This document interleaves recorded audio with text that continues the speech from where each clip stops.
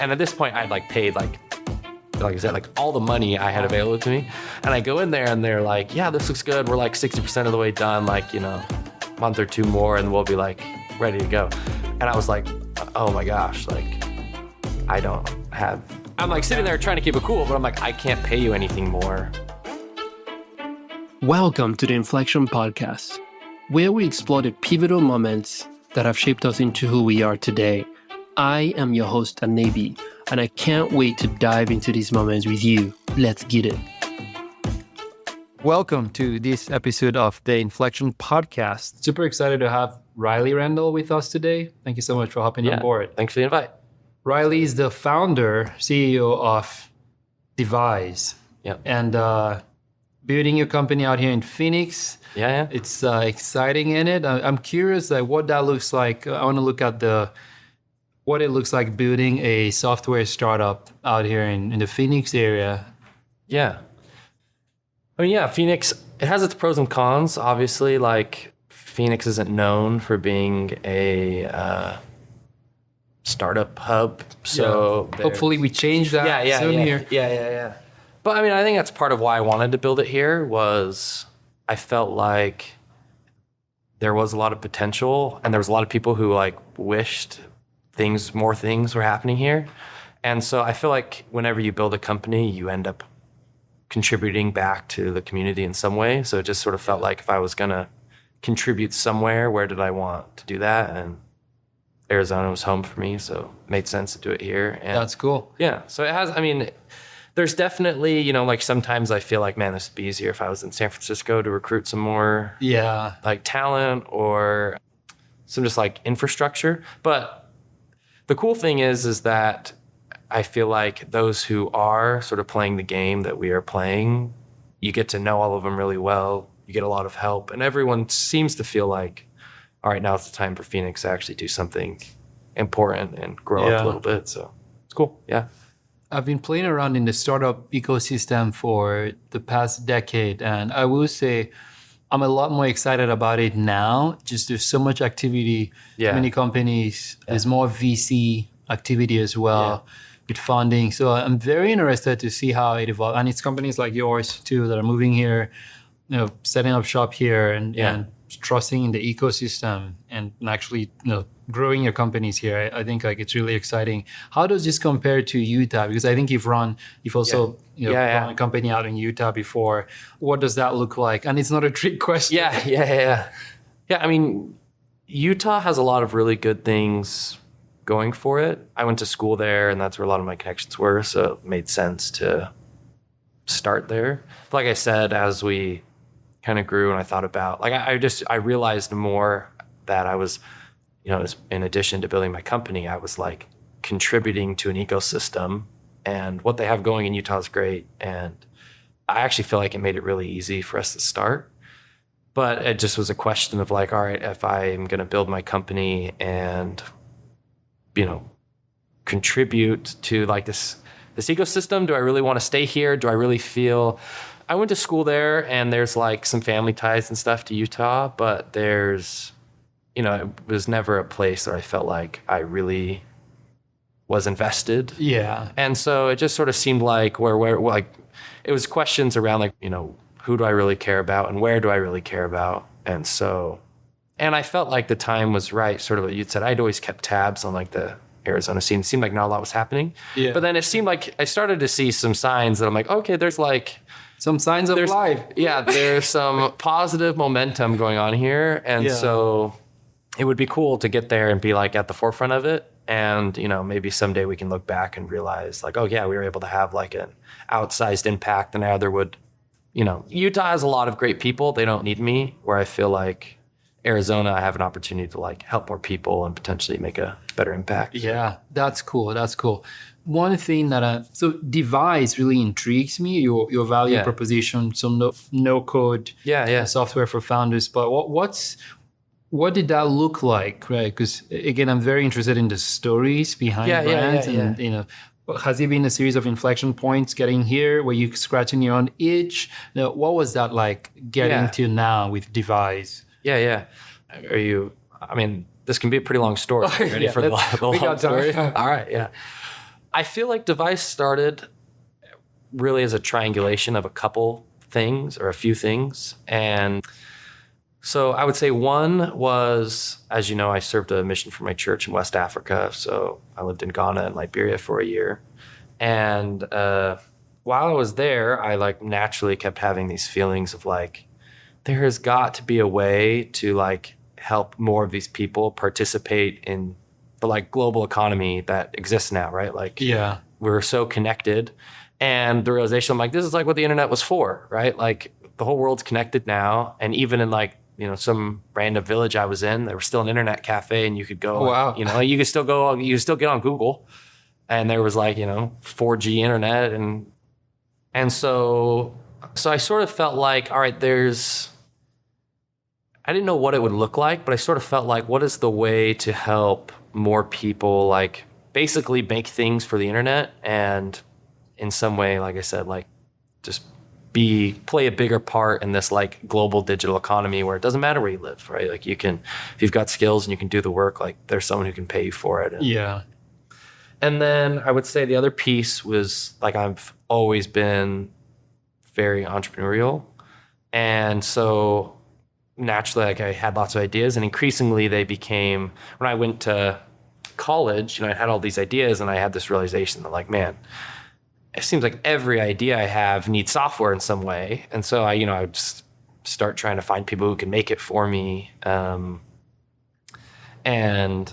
I mean, this is where the story can get long. So I even at one point I had this idea for this like app that I'm like, all right, this is gonna for sure work. I was like, I'd just gotten back from Africa. So I was 21, but like a freshman in college, didn't really know the world works kind of a thing. Was sure that like, all right, I can just like build this thing, release it, and like it'll sell itself, whatever.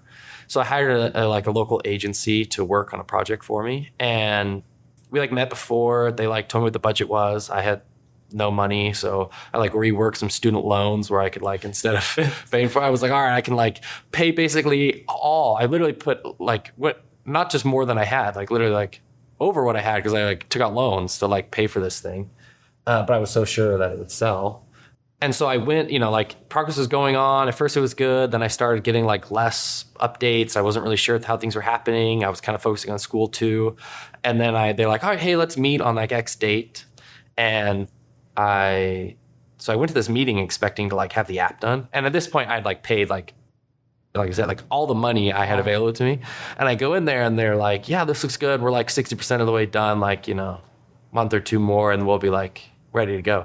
And I was like, oh my gosh, like I'm like sitting there trying to keep it cool, but I'm like, I can't pay you anything more. Like, so I'm like sitting there trying to ask them like, what are we going to do here?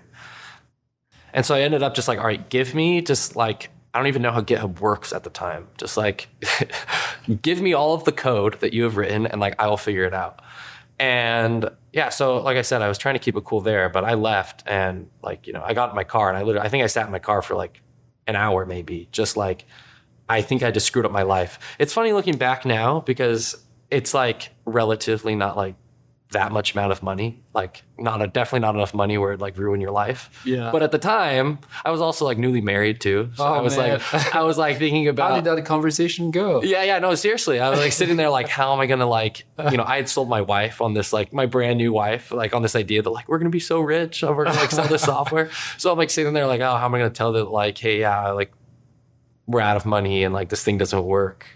And so I think it gave me this like, I don't know, just this like, this was my first experience of building software and realizing like, wow, that was terrible. Like what a terrible experience. And like the agency I worked with, I don't think they necessarily even did anything wrong. Like, yeah, maybe they communicated more.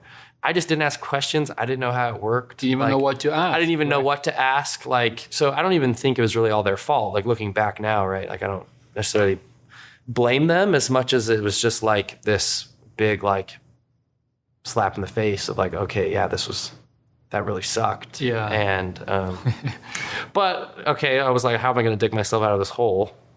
So I basically just would set up my laptop on a computer. I'd like go to school, do stuff. And then it was like time to go to bed. My wife would go to bed. And I would just say like, all right, see you later. And I would go sit in his office. I would leave it dark, so I had nothing to look at. I would just stare at the screen for as long as I could, just trying to Googling whatever. And just like, if I stare at this thing long enough, so all these like little curly braces and syntax and everything will just start to make sense. And yeah, it turns out if you take that approach after like months of just staring at a screen, they start kind of making sense. So like you start being able to understand like what questions to ask a little bit more, and like looking at Stack Overflow and stuff making sense. Then you can start building things, and like, you know, I was doing like online free courses to try and figure out. I even was like, I wanted to buy a course, but I was like, I can't spend any more money. Yeah. And ChatGPT obviously wasn't a thing. So that would have saved me a lot of time. Dang it. I know, a few years too early. But okay, so like, how am I going to build this app? Along this process of like, all right, I'm not a very good developer, I barely know anything. I'm just like trying to figure out how this stuff works. I started trying to turn to all of these tools that would like be able to solve some piece of this like application that I wanted to build. So the application was just a way for businesses to get more reviews on Google. So it was like, the idea was just like, we'll give you a little form that you can just keep open on a tab, and you can enter someone's name and a phone number, and it'll send them a text, leave a Google review. And then they do the review and it pops up in your Google account. Like, Yeah. And it was like a link directly there. And then there were some like other ideas and stuff. But I was like, that's what I discovered. Like, okay, there's APIs. Okay, there's like some tool that like, I don't have to code the API integration. I can just use like something like Zapier and like build kind of this flow out. Yeah. Oh, there's like this widget that will let you do like Google searches. So I can kind of use that to let people look up their business or whatever. So I started turning to, I didn't know this terminology really at the time, but I started realizing that, there's this world of these no-code tools, and none that were like, so anyways, I started using all these tools to build all of these applications. And along this way, it dawned on me that like, going back to my feelings when I was on my mission in Africa, that like this, like I'm figuring this out. Like it gave me the vision that like, okay, like you can build software without having to write code necessarily, but it was still kind of a clunky process. You had to like be kind of technical. And so, but it wasn't even necessarily about that, like I was really passionate about no code itself as much as that like, I just felt like this was an easier, more approachable way to start making things that you could actually like go and sell. Yeah. So yeah, that business didn't actually have to work it out. Like I built it and it kind of worked, and we actually got a few customers, but along the way, I actually ended up starting an agency where that's what we did. We were kind of like a no-code agency, but we would build apps for people, but like Frankensteining together all of these different like back-end tools to like do something. And like, they were kind of slow and clunky, and we got more sophisticated over time. But amazing. Anyway, sorry. That sets the stage perfectly for Devize, right? Which essentially is like a custom software tool to 10x the way you build, software, and also at a fraction of the cost. So that's very interesting. I want to talk about that from you. What the secret sauce is. Let's see if we think about Devize. I hear no code in there. Speed, 10x is pretty dang good value prop, and also reduces complexity and also fraction of the cost. So speed, cost, and quality. Obviously, quality software. Like it's always a balance. Usually, none of those you have to give on one of those. So it's interesting to hear the value prop of you can get as high on all these levers as possible. So what does that look like for Devize? Like, how are you doing that with the one no-code tool to rule them all? Yeah.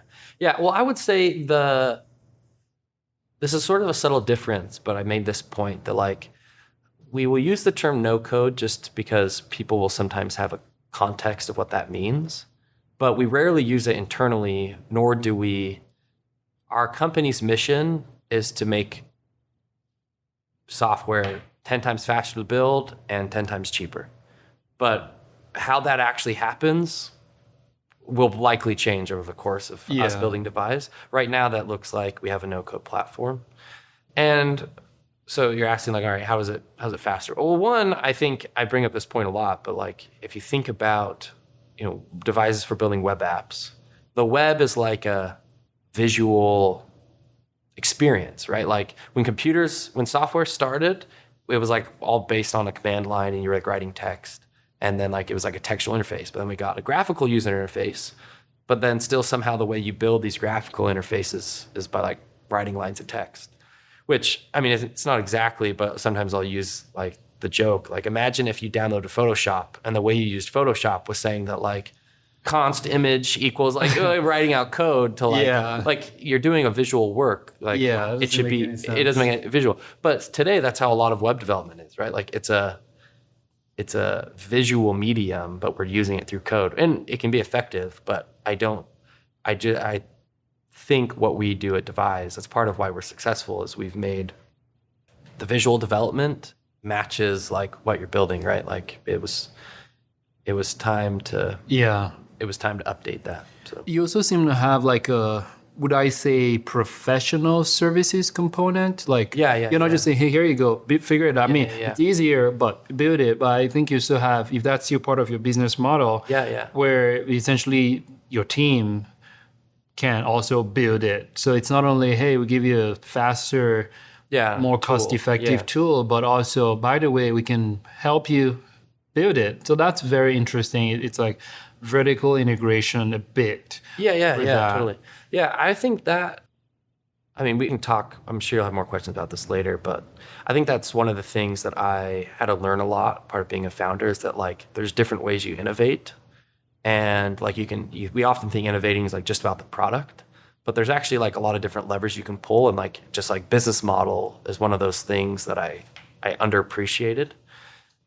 And so frankly, Devize has been tough to build. Like you said, like how do you balance all three? It's like, well, it's because it's really, really tough. Like actually building a platform where we feel like, hey, you can build faster, it'll be like cheaper to build. Oh, and by the way, like the actual app that runs, where it's going to be like more performant and better than an app that like you went and hired some engineer to write. Like it's actually a really tricky problem to solve. And I think we hit a lot of, and then you like throw on top of it, like, well, it needs to be like user friendly, and you've got to like have like a good UI and UX experience. You've got to have good customer support. Like there's all these, that's what I was talking about. There's like all these different levers you can pull in a business. And so, this change recently was just about, I think, one, a realization for us that like we need to stop waiting around to like find some magic bullet and like what can we do today to like drive growth in our business. And that was like, all right, well, if we know how to use the tool, so what if we as an option gave people the ability to just let us build it? So the value prop is not like you can build it super fast, but you were going to pay someone to build this for you anyways. You can pay us and we can do it for a fraction of the time, and happens to be a fraction of the cost as well. Yeah. And it's turned out to work really, really well for us. And I think that's a trend we'll see more. I think we'll start to see a lot more companies and startups where I've seen the phrase on X or Twitter a few times now that like, historically we've all talked about software as a service, and in the future I think we'll see a lot more software and a service.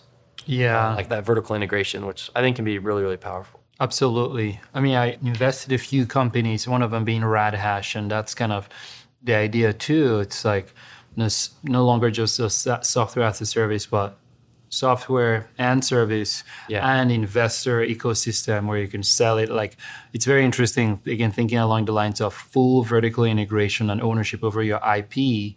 I mean, able to do without what you want.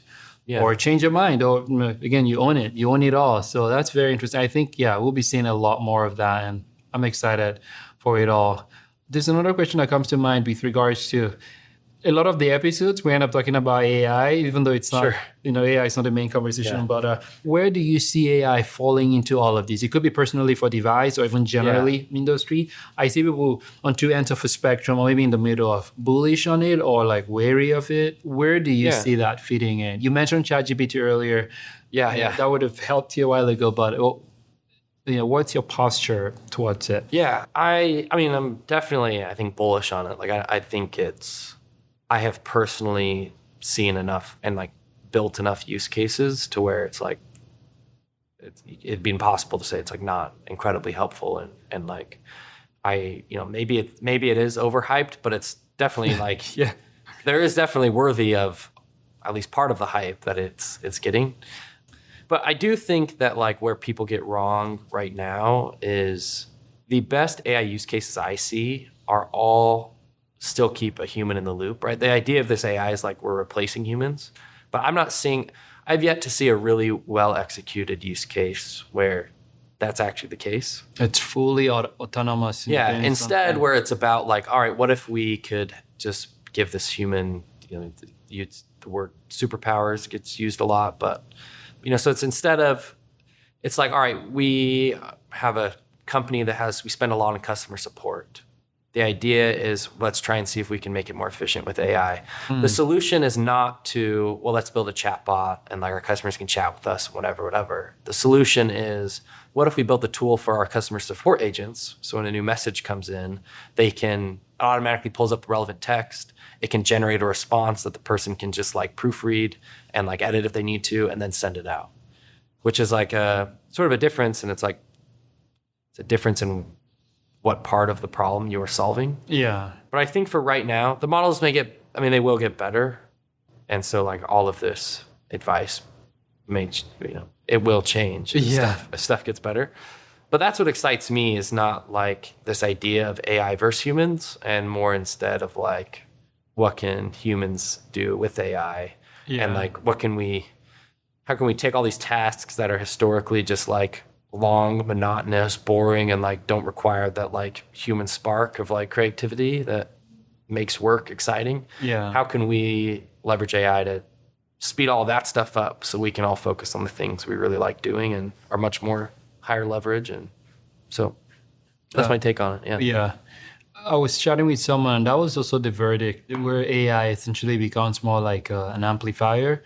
So for those who are already doing good work, they'll be light years ahead of those who are already struggling. Yeah. Right. So it's like with AI, right, you can get a lot more done in a shorter amount of time, or improve processes, or remove the mundane stuff, so you could focus on the strategic levers. So that's kind of how I see it as well with AI. I've used so many AI tools for design and whatnot, and many times it's good for a first draft, and I iterate it. You have a first draft, it sprinkles some pixie dust in it, and then you work on that. But barely often have I seen where it's the whole enchilada AI takes. Yeah. And essentially I'm just like, all right, take finished product, use. There's still human, at least in my experience, human in the loop for quality control or adding more creativity to it or something. And I would say, I feel like that's where most AI products need to improve. Is it your part that like it's good for first draft, then I need to iterate? Yeah. I have found like the biggest challenge is, and I think about like, and this is part of this is coming from our experience with Devize, but it's not like it's really cool to say like, get the first draft, but then how do you actually iterate afterwards? And I feel like a lot of products, that's where they fall short, is it's like, you can do something to generate an image, and then your next prompt is like, all right, but like, just tweak it a little bit. You're getting like something totally different back. Yeah. Where you almost feel like, I'd like to generate an image, and then, at that point, I actually kind of want to like convert back into like a non-AI tool where I can like, these were all separate layers, and I can like drag and move them around. And so I'm excited to see how more and more AI tools like adopt that approach, where absolutely be a lot more iterative and see what those workflows look like. 100%. I'm very keen. I'm always experimenting with them, and we'll see. Yeah. It's always a new kid on the block. AI tool. Oh, there's a new one to use. There's some that are really, it's nice to like seeing the advancement in models. It seems like it's taking shorter and shorter amounts of time to train them and bring out more sophisticated models. So you see where it goes with that. One thing to like, with building companies, right? Communities are a big aspect of that. Whether communities you're part of to help, or building a community around your product to help it, thrive. Some products have been able to get into build like a cult following and communities we're with you no matter what. AI tools seem to have that. There are people who are early adopters of Midjourney, for example, and just stuck with it and have followed all the iterations. For Devize, like what has that looked like? We can talk about community from the perspective of communities that have helped you as a founder and founding team, but also what does it look like cultivating community around your product? That's a great question. And frankly, I don't know. I feel like this is an area where at Devize, we are still, I mean, I would say we need to improve, but also like I think we're still thinking through how we really want this to play out. I'll speak from my experience though. I mentioned my experience of trying to learn to code. Yeah. And I got pretty active in a lot of online communities, a lot of no-code communities, a lot of communities about learning how to code. And those are frankly like probably the biggest help because you had these other people who are either trying to solve a similar problem and you felt like we're all like fighting back against who even knows what together, but like, we're all helping each other out. And yeah, it can be a pretty special experience when you feel like you can get connected with like something you really care about, with people that are like really helping you. And so that, I mean, now going to Devize, I think that's part of why we're being so careful about it is I think it can be really easy now that communities are so common that there's people who just like, they see community and like really what they see is like, oh, this is an opportunity for me to like promote my business, like, get more work, whatever. And so a lot of it has been how do we make a community that's like really authentic in helping people and really authentic and like there's like we were asking the questions like, okay, what does it mean to be a part of our community? Why do people actually want to be a part of it?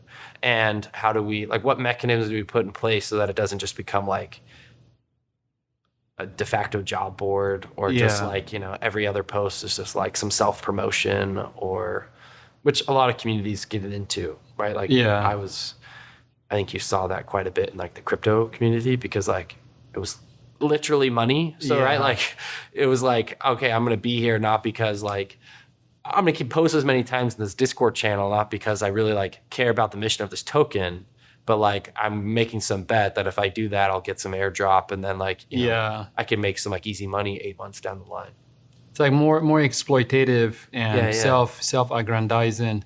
And I think that makes me think of the currency for community, in my opinion, is like value. Totally. As a community, if you're creating a community or curating a community, giving value to the members, but also I think you want the kinds of members who are coming there not just to get value, but also to give value. So I see value as like a primary currency. And that's something, so LinkedIn is still one of the social media platforms that is very much so, for professionals, but increasingly you see a lot of the self-serving posts and things like that, or someone sends you a DM or connect request, you connect with them, and the next thing you're saying is like, hey, you want to buy my stuff? It's like, I just met you. And that's very off-putting for a lot of folks. I wrote out a community called LinkedIn Guild, and the idea for LinkedIn Guild is, hey, community for LinkedIn nerds, by LinkedIn nerds, that is authentic, where we're just learning how do we grow. I've been able to build a brand on there, and many others who've done the same. And can we just geek out about the algorithm, what we're seeing, what works, fun things we're finding on LinkedIn, maybe Easter eggs or whatever, and sharing that with the community. So it's been a lot of fun, like getting that going and exploring different platforms, because it's not just what the community is, also it's where it is. So it's been fun, like figuring all of that out for multiple communities, including LinkedIn Guild. So it's a hard one. Figuring out the value you're offering and how to bring in folks who actually add value to the community. And I feel like there's a risk too, because you kind of, like things don't work out, but like you said, it's like value. You sort of feel like, all right, if we're going to do it, then we're going to really lean into this, and we're going to, like, this needs to be something that actually does provide a lot of value gets given, and it like becomes a big part. Like the big risk is if you kind of approach it like lukewarm, and especially early on. I feel like communities like they take a lot of work and a lot of stoking to like all communities take on a culture. Like it takes a lot of kind of work to prune it into like the way you want it to be. And so I think that's part of the like it's like the exciting part, but also like the risky part that you're like, if I started and you're kind of like lukewarm about it, then it just turns into this weird thing where people are like, why did I join this? Like, is it still active? Like, like I've been a part of a lot of communities where I'm like, is this still a thing I should, like as soon as people have questions of like, is this still a thing I like, it's worth my time? Then it's like a quick Absolutely. Yeah, That's quick death to the community. It makes me think of the 1% rule. A friend, Joel, was telling me about this, but the 1% rule, right? It's like in communities, online communities, or even maybe even physical communities, maybe it translates into that, like about 1% of folks who create the most amount of content. Yeah. So your first 1% are very, very, everyone in your community is important, but like even those more so, right? Because if 1%, you want that 1% that are active and engaged, because usually communities, they're just serial lurkers who come in there, just want to look at stuff, they don't engage, consume, which is fine. That's invariably what will happen. But it's like, how do you get that 1% of folks who are engaged? Because they will create majority of the content and the value generated. And the tone, right? Like some communities, you're like, oh yeah, this is a place. Like it's just, you get into a community, you can see like, okay, this is a place where we use lots of emojis. Or like, like memes are an acceptable like post here, where other times you're like, oh no, it's like, can't have too many memes. All good communities should. But I'm just saying like the tone, it's those like early 1% that I feel like set a lot of the tone of like how every other person who will come in and end up being like a contributor, like how they, like the kinds of things they'll post and like how they think about it. Absolutely. So, yeah, totally. What would you say is one thing you would do differently if you were to go back again, start Devize? What would you do differently? Just one? Yeah. Oh, you could say several, maybe a few, but... Well, no, I'm only because startups are great for a lot of reasons, but I think one of the thing I didn't appreciate the most would be how much like personal growth it would require for me to just like start a company from like nothing. And so I often joke that like, if you've ever wondered what it's like to punch yourself in the face, like just do a startup, because it feels like every other week I feel like, something will happen and I feel like, wow, this is terrible. Like, how did this happen? Who did this? And you realize like, me. I did it. I did it myself when I made some dumb choice 6 months ago. And here it is now, like I just like punched myself in the face. That's a good analogy. So I mean, there's like a million things that I would do differently. I think the overall arching theme though would be, I would have been much more focused on bringing in customers much earlier on. Like, I think there is a mistake, and I was the worst offender. I've probably made every startup mistake you could possibly make, and the fact that we're still alive is, like, I don't know. But I think just because, like, we were refusing to give up. But, like, especially early on, people, you're about to start a product, and someone asks you, like, oh, who's your customer? I think we tend to, like, answer that question with an ICP, like, oh, we're like small businesses who need custom software, whatever. It's like, no. When you're like first starting out and someone says, who's your customer? It should be like, it is John. Like, I should know who that person is as much as possible. And maybe even, like your first 10. I think if you're starting out and someone says like, who's your customer? And you don't have like 3 names in the top of your head, I think it's a sign, at least for me, that like I should have been spending much more time with those customers and then finding ways, like, I think we get fixed, at least I did, on like the solution that you want and not in the problem that you have.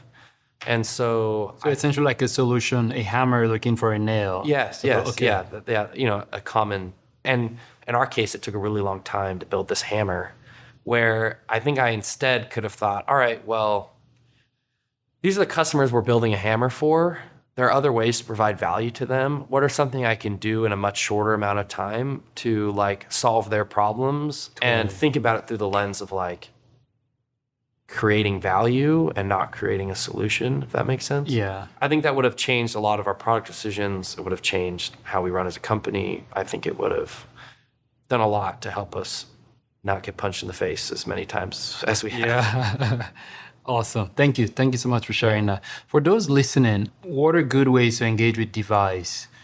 Yeah, good question. Good. I mean, the obvious one is if you run a business and feel like, hey, we've been wanting to build some kind of software for our business, then hopefully you'll at least look at us. I think we have a pretty strong offer in the sense that like, we're often fractions of the price and we can do things much quicker. But the other one that may be more, maybe more applicable is we've talked about this, is we are having a lot more partners that we work with, like other small businesses who either do marketing or they'll do like SEO or they'll do videography for businesses. And they hear or come across the need for custom software. And so it's really been fun to partner with businesses in that way, in sort of like a partnership and referral way, where we can basically either like white label or, offer our services through them. Yeah. So I only bring that up because, a lot of times someone's like, well, I don't need custom software, but you might know someone. You might know someone, and there might be a way that you can it could help, it could help your business by reaching out. So absolutely. And we'll add some of these to the show notes too. Sweet, yeah. And your link and social profiles. But thank you so much, Yeah, of Ryley, course. for It's fun coming on board. Yeah, thank you. Appreciate it. yeah.